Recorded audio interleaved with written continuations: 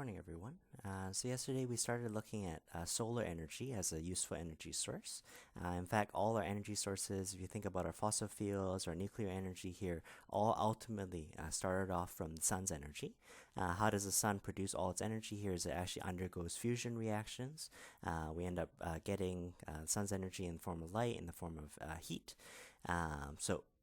We saw that in comparison, solar energy converting over directly into electrical energy here was a direct transfer, whereas let's say the nuclear power plant design, we had to first convert it over to heat, then kinetic, then to electrical here. Pretty much every time we have an energy transformation, we end up losing some energy, just dissipating to the environment. So we're always fighting this losing battle. Yesterday we started to look at the analog for plants. So plants are in a family called producers, and they basically take raw ingredients of carbon dioxide and water. We saw the redox reaction, how it split into the two half reactions yesterday, but it took these raw ingredients, it absorbed the light's energy, so it's endothermic, and it ended up producing higher energy sugar molecules. We use glucose as an example of it. Could be many different sugars themselves. So then animals eat those plants, and we eat those animals here, and we actually are able to get the sugar molecules, those high energy molecules that we need for our cells to perform their respiration reaction. What we did towards the end of that lesson here was we can actually not just use the glucose directly, we can actually, over a course of fermentation here, we can actually create what's referred to as a family of biofuels here. We use ethanol. In our textbook slides, we did methanol and methane here. We're actually producing these biofuels here and actually designing our engines with a new design that they can actually be used using these biofuels, using these sometimes referred to as diesel fuels as well, to hopefully decrease our dependence on just straight oil burning. So we're going to have another look at these vegetable oils here, specifically some of the chemical aspects that make it good to work with and hard to work with, and what are some solutions that chemists have come up with. So starting off looking at vegetable oils like ethanol from yesterday's lesson. What we're going to see here is the energy content of vegetable oils is similar to a diesel fuel, but they can't be used directly in an engine because they're too viscous. They're too sticky. We're going to see, sort of chemically speaking, what makes them viscous, but that's something you want to be keeping in mind here when we're actually trying to run our fuels. Sure, being a liquid is convenient, but I want it to be able to run very smoothly through the engine. I don't want it to gum up the engine and need very costly cleaning and fixes. So the other advantage of this one here is many times we end up having reserves of vegetable oils or diesel fuels here as coming from the leftover ingredients or leftover products for a industrial process. So we're just managing to recycle some of that for useful energy. So let's have a look at comparison. Specifically here, our word is going to be diesel fuel for today versus a gasoline engine. So if you have a look at the fractionating column from before, remember for fractionating distillation here, this is crude oil. This is a huge mixture of many different hydrocarbons, some ranging from carbon 1 upwards of carbon 200 or so. First thing important to note is the heat sources at the bottom, it vaporizes all of it. It puts all of it in the gas state. Now, because a lot of these are going to be hydrocarbons here, they all depend on just weak London forces here. As they steadily rise, they're going to end up getting farther and farther from the heat source. They're going to cool down. The ones that are relatively longer, higher molar mass, they're going to have bigger charges, so they're going to have stronger London forces. So relatively higher boiling point, relatively higher melting point, these are the ones that are going to condense first. The lighter ones here manage to get farther and farther away from the heat source, and if we condense it at multiple different layers, we can actually taper off different carbon chain lengths. Remember, ideally, we're looking at the sort of C5s to C10s or so, because those are used very commonly for fuel sources. If you just ran it through a fractionating column here, fractional distillation, we end up, unfortunately, not producing a lot of this. So we end up creating new designs here. What if I took some of these longer molecules here and I cracked them? I can crack them with heat, with pressure, with steam, with catalyst here. I can actually break up a long alkane here into the smaller chains here, or if somehow I can start off with those synthesis gas, some smaller molecules, and actually combine them together, we want to increase the supply of what we need. So let's just zoom in here in comparison of diesel fuel versus gasoline. We are focusing primarily at this top part of this fractionating column. As you look at this top part here, we're going to specifically look at for gasoline engines here, these are typical automobiles, cars, vans, things like that. They're going to run on fuels that are designed with hexanes upwards of decane. Diesel fuels here, which airplanes, they run on, it's a more heavy grade fuel, and basically those ones there for diesel fuels, similar to our biofuels here, they're going to require the longer chains. So we can still get both of them. If we don't have a nice enough supply of them, we can take even longer chains and crack them. Don't crack them as much to form our gasoline fuels. Maybe I can still utilize these diesel fuels here. So an example of these diesel fuels here, what we can use for our diesel engines here are different oils. We're going to start off looking at just a typical vegetable oil here. The vegetable oil molecule here is actually this one here on the right-hand side. We refer to this here as a triglyceride. A triglyceride is actually a synthesis, is a combination of two things. We have what's referred to as a glycerol molecule. So this one here is propane triol. So there's 3 alcohol groups. So it's a propane molecule. We have a bunch of fatty acids here. Again, this R group just means the rest of the chain, a longer chain here. Typically, those chains here are on the order of maybe 10 carbons, 20 carbons long. So these really are really long chains. Right now, although these molecules are really close to each other here, these are 3 independent molecules. By the time they actually end up forming our vegetable oil molecule, when they start replacing some of these other alcohol groupings, we're going to actually see that all 3 long chains are actually stuck on the glycerol molecule. Now we have one molecule that's holding all 3 chains here, and we have just a small water molecule condensed off that. What we're going to be specifically looking at for our typical vegetable oils here, different types of vegetable oils will have different R groups. These R groups here don't have to be identical, by the way. Some chains could be longer, some chains should be shorter. But if you focus mainly on these R groups here, these R groups usually imply a much longer chain. So if you take a look at the next slide here, we have our glycerol molecule. These are our 3 carbons. We've bonded all 3 fatty acid chains here on the same glycerol molecule. Now these chains here are very parallel, very close together. Again, the R groups don't have to be exactly the same length.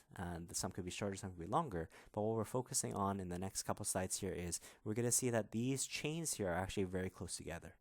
Even though these ones here are single bonds and they allow for interconversion, they allow for rotation around that sigma bond here, because they are all stuck on the glycerol molecule, the chains themselves are really close together. And in fact, what we're going to start seeing is the London forces all along the chain here are going to be very intense.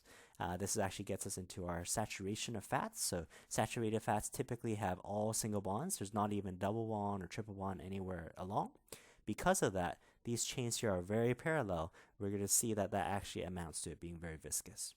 As you compare saturated fats to unsaturated fats, to introduce unsaturation, basically what we're doing is we're removing some hydrogens, we're converting some single bonds to double bonds, and basically here, that double bond here will allow for no more free rotation. It introduces kinks. So in this case here, this one here would be the cis isomer. If I end up forming the trans isomer and it goes across, I can get the chains here to actually kink off at a different angle, and that allows it to be more easily broken down. So that's a typical vegetable oil here. We refer to it here as a triglyceride. We talked about here, we can't use these vegetable oils as diesel fuels directly in our engines because they're much too sticky. They have much too high of a viscosity. Even though the energy content of the oil itself is similar to the fuel, we can't just directly, this agricultural process produced a lot of vegetable oils here, why can't we just put that directly, since it has the right energy amount here, into our diesel engines, because they're all too sticky. So let's have a look at some sample molecules and let's see if we can figure out what makes this have such high viscosity, such high internal resistance. So let's just compare 2 molecules here. These 2 molecules here are roughly the same length, so both of them are triglycerides. They are based off that glycerol molecule. They both have 3 long chains here. This one here would be like that saturated fat here. You see that the chains are very, very parallel. Lots of London forces. You notice that this melting point here is some 72 degrees.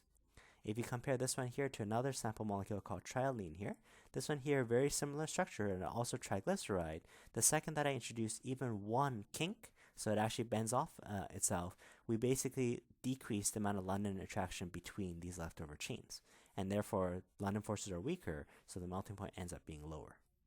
This London force being able to attract all along the chain or sort of decrease when the chains here are actually kinked away from each other, not only have an impact on melting point, right? We see that there, 72 degrees, and this is -4. It also does have an impact on the viscosity, on the stickiness of how easily this slides. So in this case here, the longer the chain, and especially when I have 3 of these chains here paralleling each other here, that's going to make it much too sticky. So what chemists have done here is we think through our organic chapter, we think about what we can do to sort of decrease having such long chains here, having so many London forces and such strong attraction. What can we do to actually allow these, what would otherwise be waste vegetable oil products that we have generated, and actually reuse them as diesel fuels? So the key term for today we're going to talk about is chemists have engineered something called the transesterification reaction. It's actually a quite simple reaction. Basically what we're doing is we're taking one ester, so the ester functionality, the C double bond O, single bond O in the mid chain here, we're taking that and we're converting an ester into just another ester. So reacting an ester with an alcohol, we knew that the ester at first was formed from an alcohol and a carboxylic acid, but basically we react an ester. The alcohol here will serve as the other reactant in the presence of a strong acid or strong base catalyst, and we're basically switching one ester for another ester here. So there's the ester functionality with the R1 group here. We basically reacted with alcohol again, and I'll show you the mechanism of this one here. We can replace this new R group here, hopefully with a shorter chain, and we can actually replace the ester. So therefore, we're still getting ester and alcohol afterwards, but we've sort of decreased having 3 chains on long row, having that really high viscosity. So this is we would have called it a condensation reaction for a carboxylic acid and alcohol. In this case here, we have a new name because we're still ester alcohol. It's still forming ester alcohol. These ones here, as we'll see, are going to be reversible, and that's why we need a catalyst to basically favor the direction that we want. So recall that vegetable oils are too viscous. They have those triglyceride, those 3 long chains here, way too sticky to burn in a diesel engine. What we can do is we can react it with methanol or ethanol, in the presence of a strong acid or strong base catalyst, and we can interconvert them. Again, it's a little strange. It's like ester alcohol. We still have ester alcohol. Why did we do this? Again, what we're playing around with is these R groups here, and we're actually figuring out, instead of having the long chains on the triglyceride, we're going to end up having 3 shorter chains. The chains have to go somewhere, but hopefully if I have 3 independent chains here, the London forces will then be weaker, and therefore it's less viscous, more suitable for a diesel engine. So this is the primary picture I want you to just keep in mind. Again, I'm going to show you the mechanisms of this as we switch over to our textbook here. But essentially, it's a new name because it's transesterification. We go from an ester. At first, this is our vegetable oil. This is our triglyceride here. It has 3 long chains here on the same molecule. We can react it with methanol or ethanol, some alcohol source. We still end up with an ester and an alcohol group. But what you're going to see here is over the course of the reaction, we're going to see that this short methyl chain here has now been attached to the ends of each of these esters. So the esters used to be stuck on the same glycerol molecule, 3 carbons in a chain, and now what I've done is I've replaced that. Each of the chains are now independent, so 3 separate molecules. They can now go away from each other here, and now they're not combined by this glycerol group here. They all just have the short CH3 group. We still will have a really long R group, but being able to separate this, instead of 3 chains on one molecule, having 3 completely separate chains will actually decrease the viscosity. We end up reforming our glycerol, and this is now ready to form another vegetable oil if we need. So hopefully our goal is to produce something that has less viscosity. Instead of having 3 R chains on the same molecule, we end up having 3 3 independent chains. And these, because the molecules are now separate from each other here, the London forces are now weaker, so less viscous. One last note here is these reactions here are reversible, so they can be interconverted back and forth. We can actually utilize some concepts from equilibrium to actually shift the equilibrium towards the ester that I want. So ester alcohol, we swap it out for another ester alcohol in the presence of a strong acid, strong base catalyst. So let's have a look at our textbook notes. Okay, so just a quick rehash from yesterday here. Yesterday we talked about conjugation. So conjugation was this alternating pattern of double, single, double, single, double. The longer the conjugation, the higher the wavelength that's absorbed because the less energy is needed for the excitation. That's the special feature that molecules like chlorophyll, like carotenes have that allow it to absorb a color. Whatever color it absorbs doesn't get through anymore. It then transmits off the complementary color.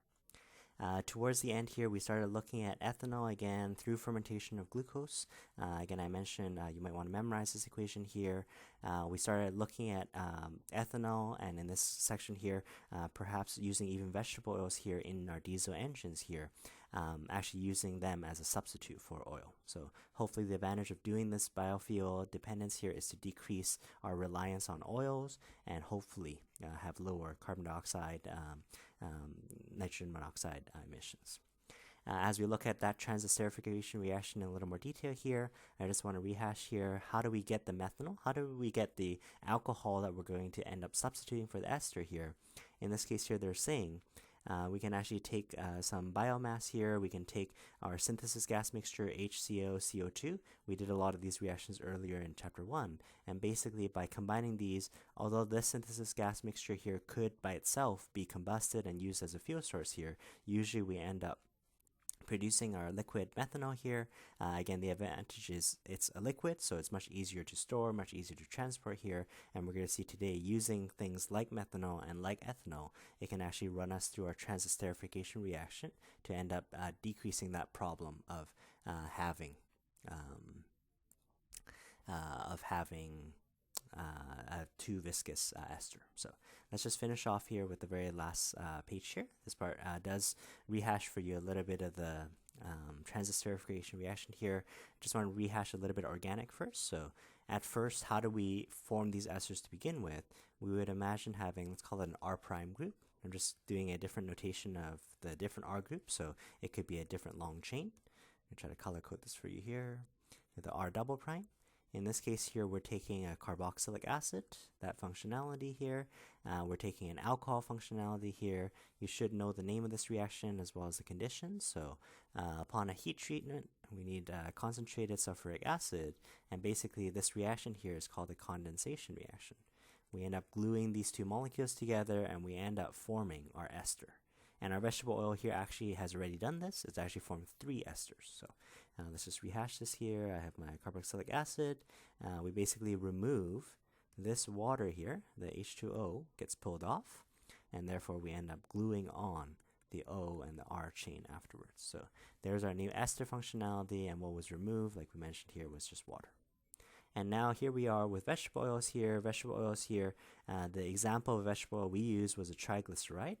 In fact, it was like sort of a competition between vegetable oil designs versus diesel oil designs. When we end up seeing the problems of vegetable oils are too viscous and very hard to actually, we need to run it through other reactions, we ended up relying more on crude industry. So crude oil, as long as we can fractionate it and distill it off properly here, hey, that works. So why bother looking to another mechanism?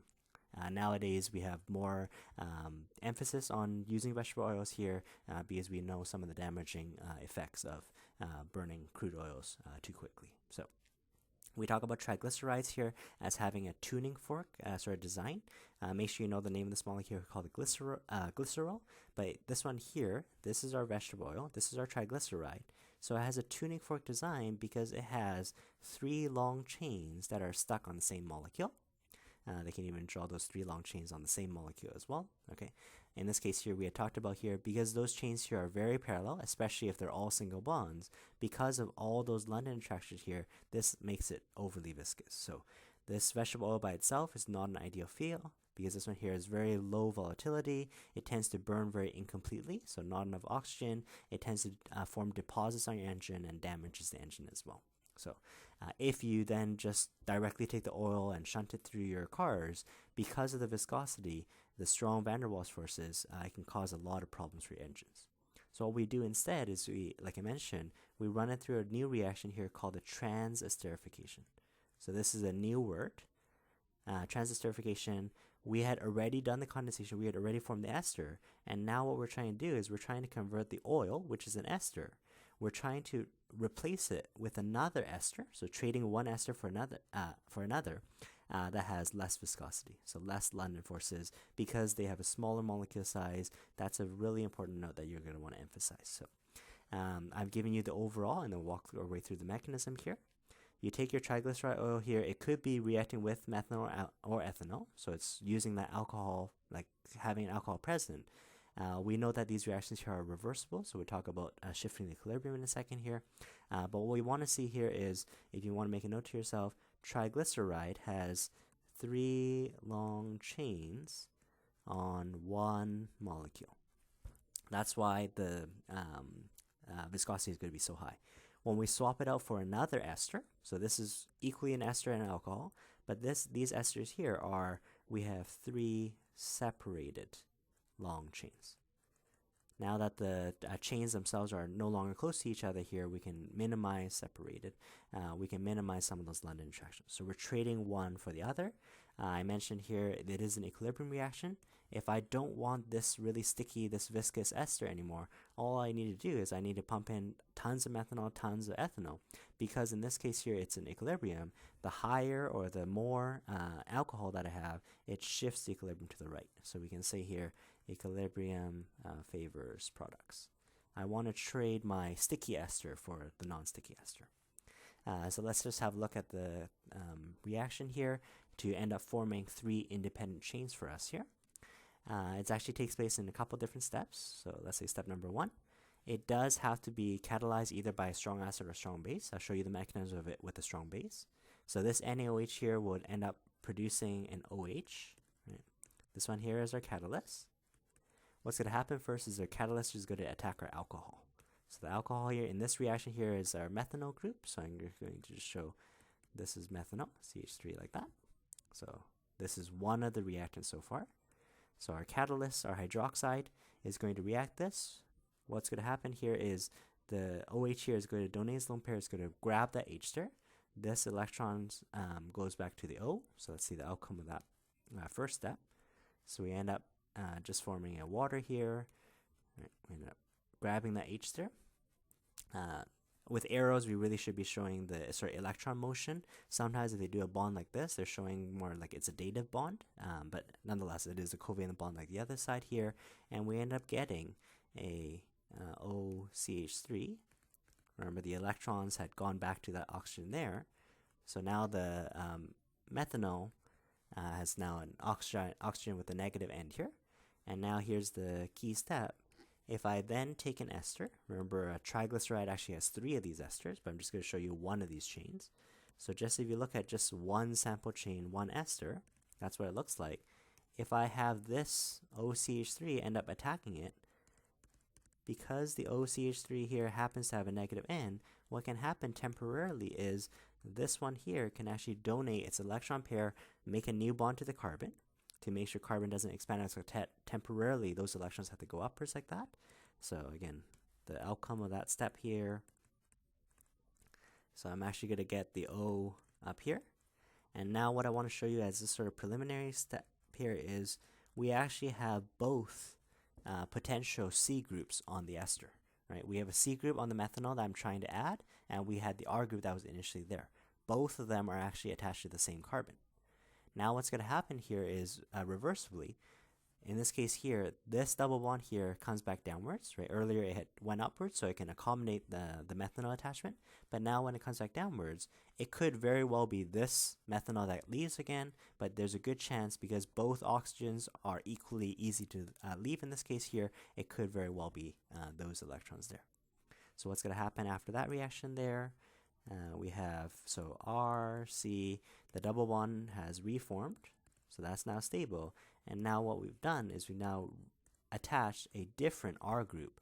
And now on the other side here, because the electrons have gone to the OR, now this OR here, color coded, OR prime now has those extra electrons, and now this one has a minus. So it's basically swapping sort of one ester for the other one here, just to demonstrate for you that the catalyst needs to be unchanged overall. It's actually this OR group here. It doesn't necessarily like having this negative charge, but in the presence of our water from the first step, we have OH like this. What can happen here is this OH group here can attack this H group, and then the electrons reform our hydroxyl group here. Then I form RO with the H, and I reform my hydroxide catalyst. So catalysts, they provide an alternate mechanism. It's an easier mechanism with lower activation barrier, but overall they're unchanged. They went in as hydroxide and they came out as hydroxide here. So I just want to show you that mechanism here. We call it a transesterification because we're trading one ester for another ester. Again, what's not immediately clear here as you just sort of compare these chains here, our vegetable oil here had 3 long chains on the same molecule. When I do this alcohol treatment, when I trade one ester for another ester, sure, I've made I've sort of reattached. In this case here, there's a methyl attachment. We see where the methyl attachment ended up. Methyl ended up replacing where the propyl would have been connected, so that's why I have a methyl chain. But again, the key feature here is these are now 3 totally separate chains. These chains here can now move away from each other. They're not stuck on the same thing as I reform that glycerol. So increase the concentration of alcohol to shift the equilibrium to the right, and I trade the ester. I decrease the London forces, so therefore I minimize the amount of viscosity. So that's when we do this process here, we end up generating these biofuels or biodiesel. These biodiesels are less viscous than the original oil because they can't pack together as effectively. They don't have much so strong London forces all along the 3 chains that are side to side with that tuning fork structure. Now the 3 chains are totally independent molecules. Some other advantages here are these ones tend to be biodegradable, significantly fewer burning emissions. Remember, some of these vegetable oils here, they could be waste products in other reactions. So maybe we had done an agricultural industrial process, we end up generating a lot of waste, and now all we're saying is, hey, don't toss that oil away. We can reconvert this oil here into a useful form of energy. So nice way of recycling this. Unmodified diesel engines can run on a combination of biodiesel and crude, and as the technology improves here, we're going to steadily get increased dependence on biofuels. So some other key features here, relatively they are cheaper, right, because we're just recycling some what would have otherwise been waste products, and it's sustainable, because renewable, because we can just replant these trees. Sure, they don't plant overnight, but basically in our time scale, we're not waiting millions and millions of years for crude oil to end up forming. We talked about that sort of food versus fuel debate. So in sort of political arguments, economic arguments as well. So you're using up the land which would otherwise have been used to grow food, and now we're just directing some of these fuels here to be used as like for gasoline engines here. That can have a debate there. There's also a high cost of doing harvesting, transporting, because we're actually carrying these plant sources to different plants. When we end up producing these vegetable oils, we still need to deliver them to the different gas stations, things like that. So there are high costs associated with that. And as well, even when you're growing crops, especially when you're doing fertilizers, even though it's supposed to be more environmentally friendly, carbon neutral, things like that, sometimes it's the fertilizers themselves in the treatment and creating these plants here that we end up generating a lot of greenhouse gases. So that's that section there. If you have any questions, just let me know. Thanks, guys.